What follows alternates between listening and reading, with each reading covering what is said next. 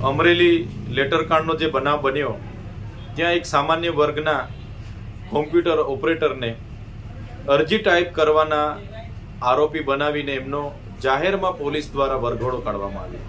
ત્યારે આ ગુજરાતની સરકાર, ગૃહમંત્રી અને એમની પોલીસના આ બુદ્ધિના પ્રદર્શનનો અમે સખત શબ્દોમાં વિરોધ કરીએ છીએ। આ દીકરી એના પરિવાર સાથે અમે છે।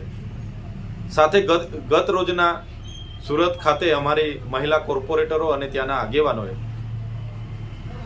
આ પાયલબેનના વરઘોડાનો વિરોધ નોંધાવ્યો। ત્યારે ગૃહમંત્રીના ઇશારે સુરત પોલીસે એમની પર ખોટી એફઆઈઆરો કરી એમને જેલમાં પૂરવી દેવામાં આવ્યા છે।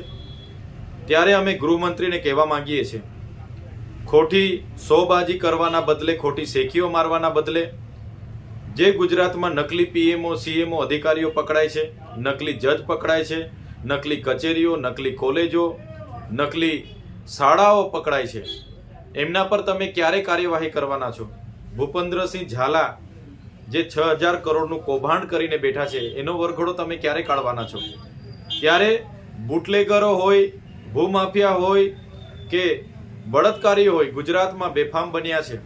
મહિલાઓ સુરક્ષિત નથી, બાળકીઓ સુરક્ષિત નથી અને આવી દીકરી જે કોમ્પ્યુટર ઓપરેટર હતી એનો વરઘોડો કાઢીને આ નમાલી સરકાર, નમાલા ગૃહમંત્રી શું સાબિત કરવા માંગે છે?